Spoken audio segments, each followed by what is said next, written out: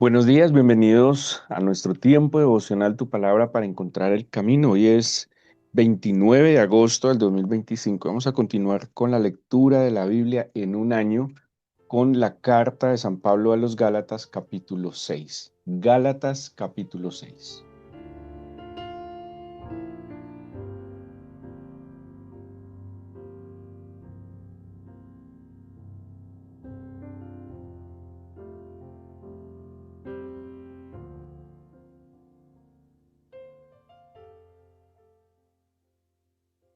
Llegamos entonces al final de esta particular carta donde, bueno, Pablo ha venido tratando de llamar la atención a los Gálatas para que vuelvan a lo espiritual.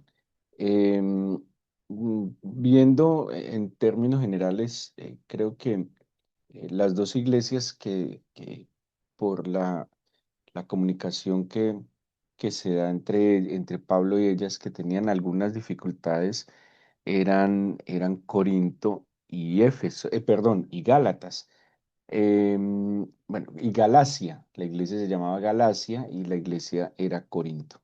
Tenían algunas particularidades, dificultades, algunas semejantes, otras muy diferentes.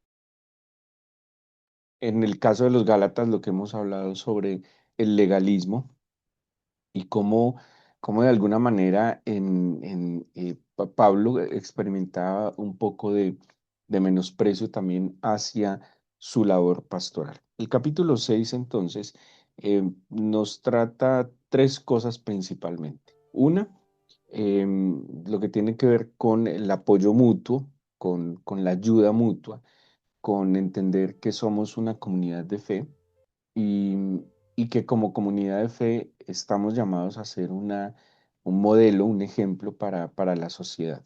Desde, desde que el Señor establece a Israel como su pueblo, Él ha querido bajo sus instrucciones, bajo sus parámetros, establecer un pueblo que sea modelo a los demás pueblos, que sea una luz a los demás pueblos para mostrarles cómo debe ser una vida en comunidad, una comunidad que es centrada en el Señor, una comunidad que es centrada en principios, en valores, y que al estar centrada, digámoslo, teocéntrica, al tener al Señor como centro, pues obviamente aprenda principios que nos enseña el Señor como de justicia, de misericordia, de bondad, de disciplina, de esfuerzo, de valentía.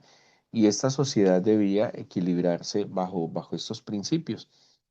Los seres humanos somos únicos, singulares, particulares y diferentes. Y en esas diferencias no se puede simplemente categorizar como el que es mejor que otro, sino que simplemente somos diferentes. Pero el ser humano ha desdibujado esa visión de comunidad, ese diseño que el Señor le da al ser humano y a cómo vivir en sociedad, porque ese éxito de vida en comunidad estaba en que se tuviera el Señor como referente, ¿sí? Como aquel, no solo como referente, sino quien daba la dirección y la estructura a esta sociedad. Cuando el Señor, por su Espíritu, se establece en medio de la iglesia, es el mismo fin, es el mismo objetivo que tenía con el pueblo de Israel, y es que seamos una comunidad ejemplar, es que seamos una comunidad modelo para la sociedad, que orientados, y no solo orientados, sino vinculados por su espíritu, pudiésemos vivir de acuerdo al diseño original. El ser humano nació para vivir en comunidad, ¿sí? La palabra comunidad tiene que ver con la palabra koiné, ¿sí? Que es, que implica compartir, ¿sí? Y cuando hablamos de compartir, pues a veces se nos viene la idea que uno comparte lo que le sobra, y más bien uno comparte lo que tiene, ¿sí? No lo que le sobra, sino lo que tiene. No se comparte lo que no se tiene, ¿sí? Alguna vez alguien decía, dar aún de lo que no se tiene, ¿no? Eso físicamente es imposible, y la idea de comunidad es que lo mejor que yo tenga lo pongo al servicio de la humanidad, de la comunidad, y pues otros suplirán mis faltantes. Así que en este principio, este capítulo 6, Pablo dice, si alguno fuere sorprendido en alguna falta, vosotros que sois espirituales, restauradle con espíritu de mansedumbre, considerándote a ti mismo, no sea que tú también seas tentado. Miren lo que dice el 2.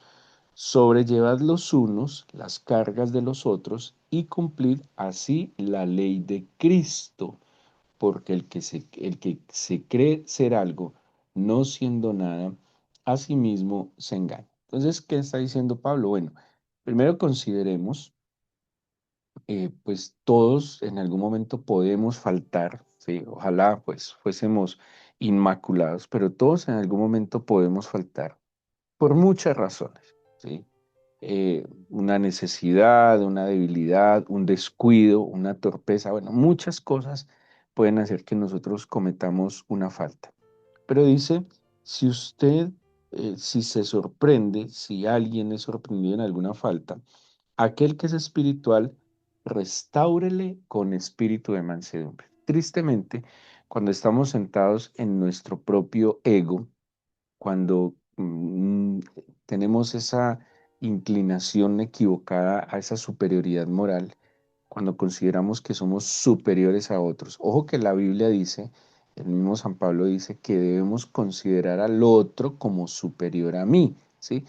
Pero, pero cuando yo considero que soy superior a otros, eso empieza a generar un quiebre en la idea de vivir en comunidad, ¿sí? Todos somos humanos, todos tenemos virtudes especiales porque el Señor nos las concedió, pero lastimosamente también todos tenemos algunas condiciones que nos afectan, ¿sí? Ya sea por un componente hereditario, por unas circunstancias en nuestra crianza, en nuestro modo de vida, pero pues ninguno es, como les dije ahora, inmaculado. Todos tenemos situaciones que superar, situaciones en las que tenemos que trabajar. Entonces dice Pablo, consideren que en algún momento alguno puede faltar. Y si usted se da cuenta y evidencia esa falta, pues la idea cuál es, restáurele con espíritu de mansedumbre. Se espera que una persona madura espiritualmente no solo condene y que juzgue, es suficiente muchas veces con la culpa que experimenta el infractor, ¿sí? Suficiente con el peso que lleva el infractor ante su falta para que simplemente sea lapidado, simplemente sea juzgado y condenado, ¿no? Pablo dice, restaurémosle. Además, ¿por qué? Porque nadie está exento. Porque como le dijo el Señor a aquellos que querían apedrear a la mujer, esa mujer fue descubierta en el acto mismo del adulterio, ¿sí? Fue, como dice aquí San Pablo, sorprendido en alguna falta y la trajeron ante el Señor para lapidarla. Y el Señor simplemente dijo, bueno, el que esté libre de pecado tire la primera piedra. ¿Saben qué hizo el Señor ahí? Los llevó a un autoexamen, que es lo que Pablo está haciendo aquí en esta carta, que se examine. O sea, si usted fuese sorprendido en alguna falta, ¿cómo le gustaría que lo trataran? Si usted fuese sorprendido en algún pecado, ¿sí? O se evidenciara su pecado, ¿cómo le gustaría ser tratado? Es que mire, todos hemos pecado, pero ¿cuántos de esos pecados simplemente nunca se evidencian, ¿sí? No se conocen, pero usted se imagina donde muchos de nuestros pecados quedaran en evidencia, cómo nos gustaría a nosotros ser tratados, ¿sí? ¿Cómo nos gustaría que fuésemos vistos? Y eso es lo que Pablo está diciendo. Bueno, como nadie está exento, tiene que considerar al otro con misericordia y con espíritu de restauración. Porque ¿qué quiere el enemigo? Matar, hurtar y destruir. Y una forma también de matar, hurtar y destruir es acusar, es condenar, es desanimar. Porque a veces ante el pecado, el desánimo es tal pues, que mucha gente simplemente no es capaz de levantarse. Una culpa termina alejando a una persona del Señor. Pero dice ustedes que son maduros, que son espirituales, bueno, ayúdenlo a levantarse, a que conozca, asimile, reciba por fe también el perdón del Señor y que también sea perdonado. A veces la sociedad es más implacable que el mismo Señor, siendo que la ofensa principal es contra el Señor. A veces la sociedad es mucho más implacable que el Señor, lo somos así. Sí, es una tendencia legalista que tenemos, pero Pablo dice, para poder vivir en comunidad entendamos que todos fallamos, que todos nos equivocamos y que como yo quisiera que a mí me trataran, pues también tengo que tratar al otro. Es más, dice, considérate a ti mismo, no sea que tú también seas tentado, ¿sí? Eh,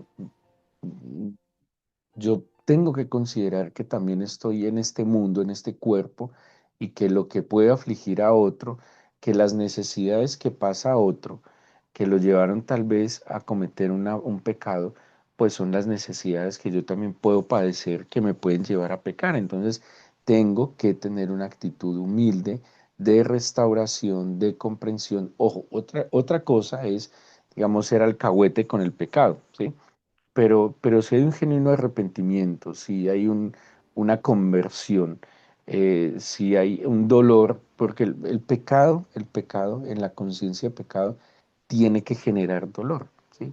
Tiene que generar un genuino arrepentimiento implica que me duele haber pecado, porque le fallé al Señor, porque le fallé a mi prójimo, porque generalmente cuando el ser humano peca, está pecando obviamente contra el Señor, pero también contra el ser humano y muchas veces tristemente pecamos contra los que amamos, que eso es lo triste, que terminamos ofendiendo es aquellos que amamos y eso duele, porque cuando uno ama a alguien, pues no quiere hacerle daño, pero lo hacemos.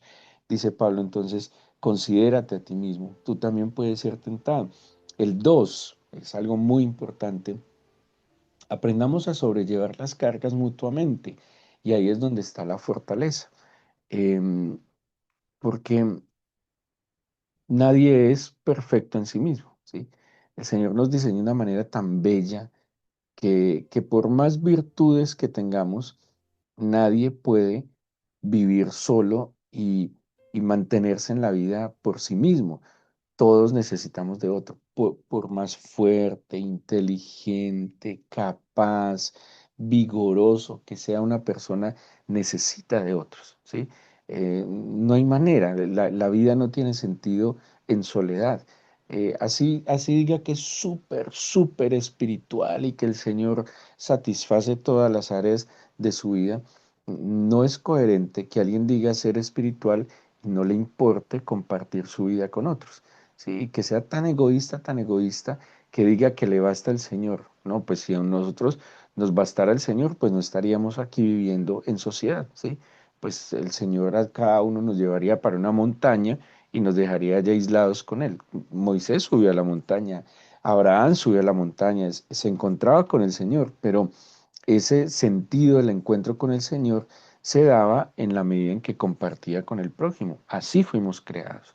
Así que por más espirituales que seamos y por más plenitud que experimentemos en el Señor, necesitamos del otro. Así fuimos creados, ¿sí? Por eso una persona espiritual no se puede jactar que no necesita a nadie. Se está engañando.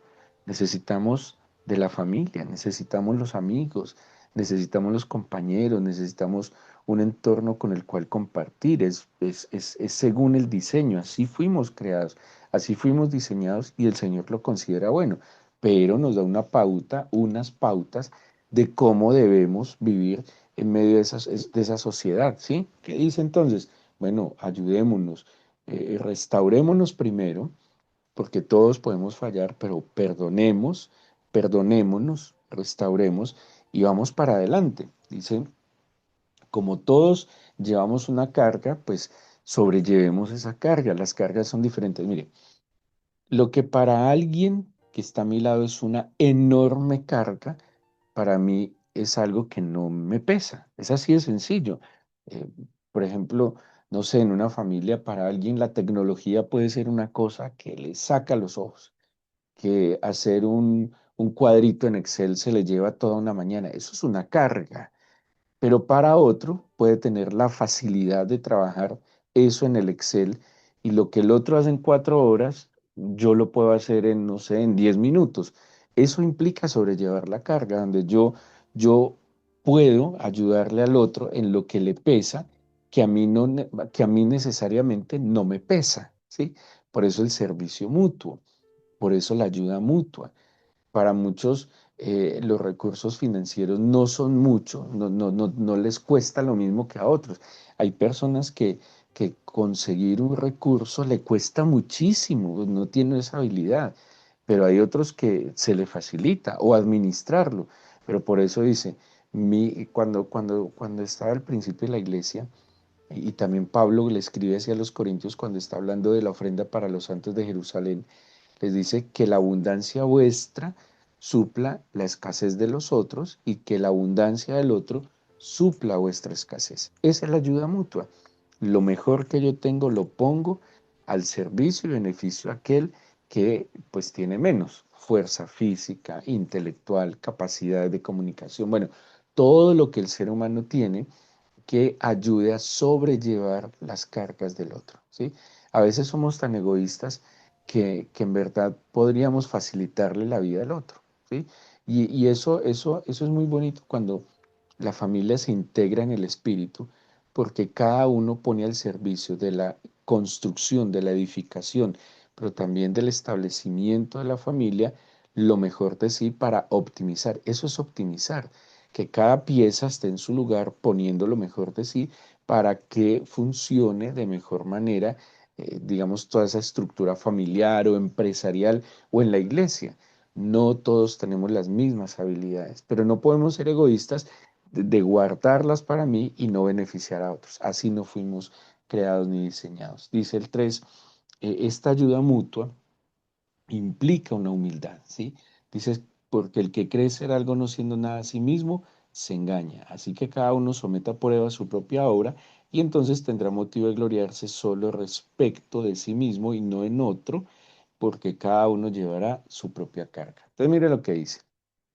Yo tengo que someterme y entender mis limitaciones y mis virtudes. Yo tengo que llevar una carga, pero dice mutuamente sobrellevemos la carga de otros, ¿sí? Hay pesos que están sobre nosotros y punto.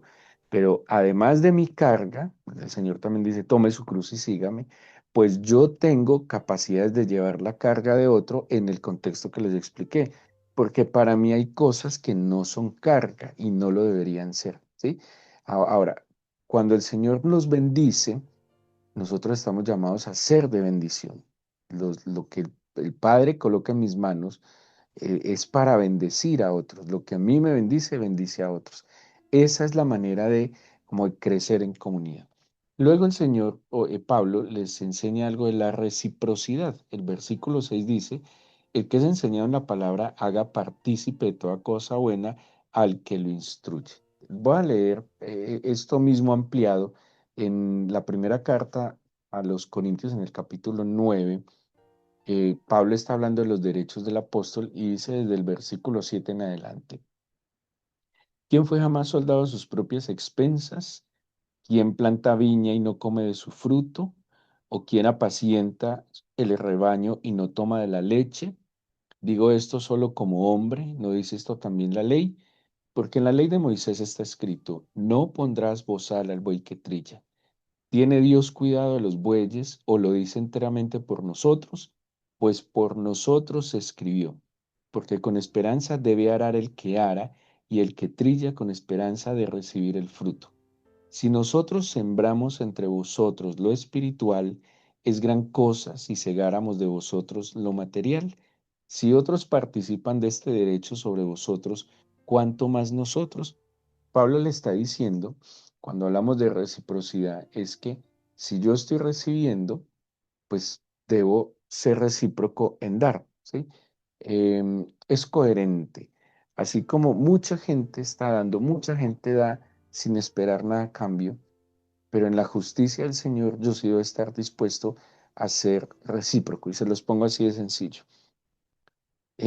Aunque hay gente que es muy generosa y no espera nada a cambio cuando da, si hay algo a cambio que está esperando por más generoso que sea. Y la reciprocidad tiene que ver con la gratitud. La Biblia nos enseña en el dar que vuestra mano derecha no sepa lo que hace tu mano izquierda, claro. Y seguramente el dar es una bendición y es un motivo de mucha alegría. Pero sí o sí, cada vez que nosotros damos, si hay algo mínimo que esperamos y es una expresión de gratitud, ¿sí? Primero, fundamental, porque todo lo que se siembra se cosecha. Y todo aquel que está dando está de alguna manera sembrando y espera que coseche un fruto. Por lo menos, les digo, la gratitud. Y la gratitud se expresa de muchas maneras, ¿sí? Pablo, ¿qué está diciendo? En la reciprocidad de que si ustedes están siendo enseñados en la palabra, hagan partícipe de toda cosa buena al que lo instruye, ¿sí? Hay algo que como maestros es muy importante para un maestro y es ver que su enseñanza tiene un efecto y es ver que esa enseñanza está trayendo un crecimiento, que hay un verdadero aprendizaje. Hay personas que simplemente reciben algo, lo toman para sí y se apartan o lo ocultan, pero en la reciprocidad debe haber una manifestación consciente de eso que yo estoy recibiendo. Y termina Pablo esta parte con un principio, es un principio, entonces mire que tenemos varios principios, un principio de restauración y apoyo mutuo, un principio de reciprocidad, que eso tiene que ver con la justicia, ¿sí?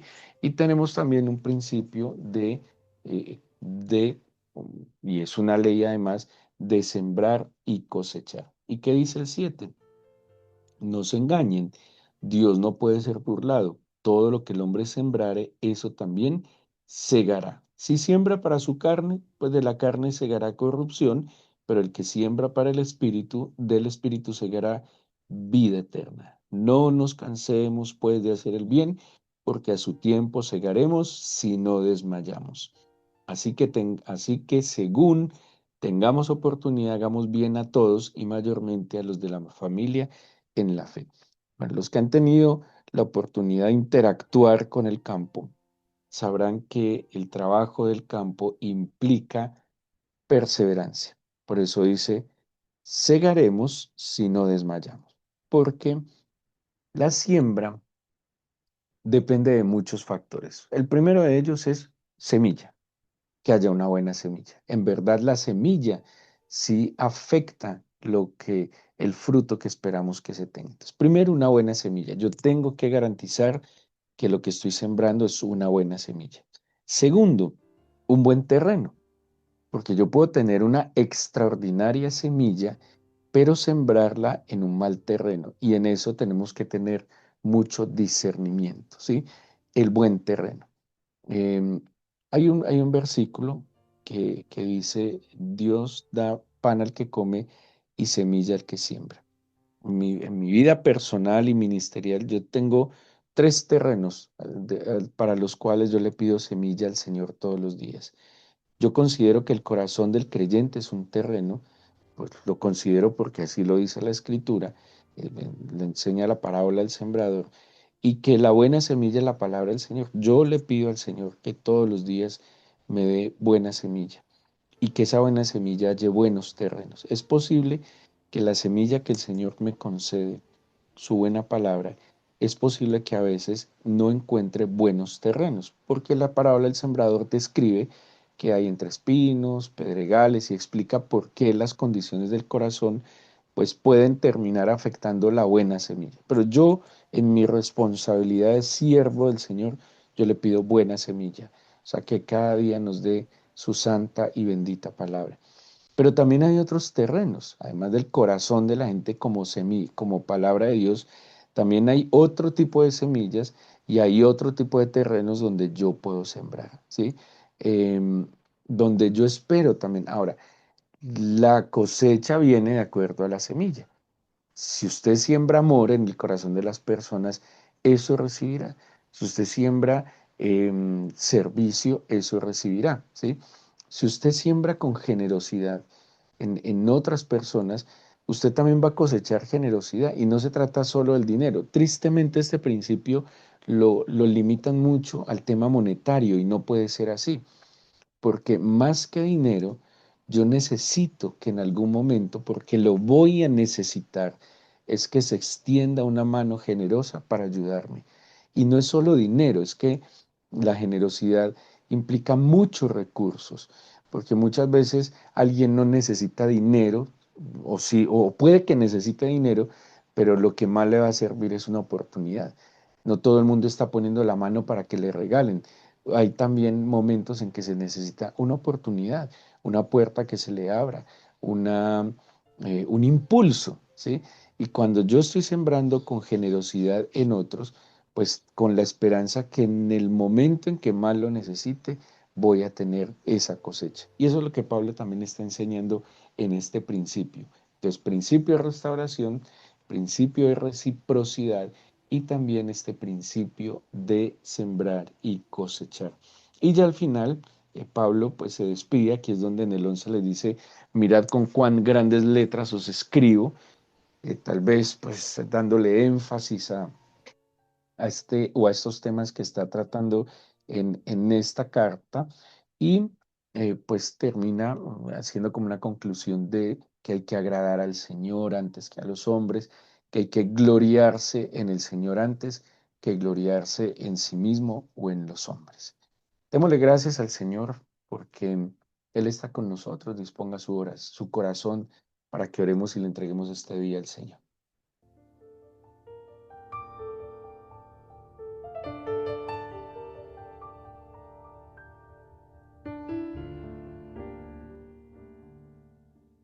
Padre, en este nuevo día venimos delante de ti agradeciéndote por tu palabra, que sé que es una buena semilla, pidiéndote que nuestro corazón siempre sea un terreno apto para que tu palabra germine. También quiero encomendarte y darte gracias por mi vida, porque tú, Señor, en tu misericordia me has restaurado, me has levantado.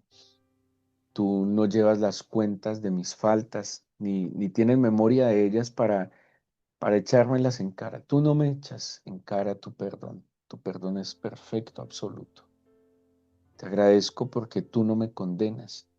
Y por el contrario, Señor, en tu misericordia, eh, has tratado de restaurarme con mucha humildad, mansedumbre, cariño y amor. Esa es la actitud que debo tener ante la falta de mi prójimo, porque yo tampoco estoy exento. Perdóname cada vez que he condenado, que he despreciado tu obra en mi prójimo. Perdóname de verdad mi altivez y superioridad moral al juzgar la falta de otro y no haber tenido el amor y la espiritualidad para poderlo restaurar. Perdóname porque debí haber sido ese instrumento de tu amor y de tu misericordia y fui tal vez un instrumento, Señor, del enemigo en mi arrogancia. Perdóname, pero dame la oportunidad de madurar, de crecer en la fe y de entenderte que en verdad tú haces las cosas nuevas y que tu perdón es perfecto. Como es perfecto para mí, es perfecto para otros. Y que todos en ti, Señor, al empezar una nueva mañana, tenemos una nueva oportunidad. Permítenos entonces también entender lo bueno que tenemos para sobrellevar las cargas, debilidades y dificultades de otro. Que como dice San Pablo, mi abundancia supla la necesidad de mi prójimo, pero que también la abundancia de mi prójimo supla mi necesidad. Que podamos vivir en comunidad, colocando lo mejor de nosotros, sabiendo que todos en algún momento, Señor, necesitamos y tenemos la oportunidad de dar. Enséñanos este principio de reciprocidad, a ser partícipes de toda cosa buena aquellos que nos instruyen, que nos enseñan. Señor, desde nuestros padres, desde nuestros maestros, como también aquellos, Señor, que nos instruyen en tu palabra, como lo dice el versículo. Y permítenos también entender que lo que hoy estamos cosechando fue lo que sembramos ayer y que si miro hacia el futuro y tengo claridad de lo que quiero cosechar, pues desde hoy lo debo sembrar, Señor, que yo debo pensar que la vida es cíclica y que para yo poder, Señor, seguir sembrando necesito semilla. Y quien da la semilla eres tú. Y la semilla está en el mismo fruto que nos das al sembrar. Yo te agradezco, Padre, por tu palabra, te agradezco porque cada mañana tu palabra me desafía, pero tu palabra también me consuela y me fortalece. Bendícenos, acompáñanos y te agradecemos, Señor, por esta semana que hemos vivido, por lo que hemos hecho, por lo que hemos alcanzado, porque hemos visto tu mano poderosa guardándonos y protegiéndonos. Bendice este fin de semana, nuestras congregaciones, permítenos glorificarte, Señor, en todo lo que hagamos y emprendamos. Te lo pido, Señor, y te agradezco en el nombre de Jesús. Amén.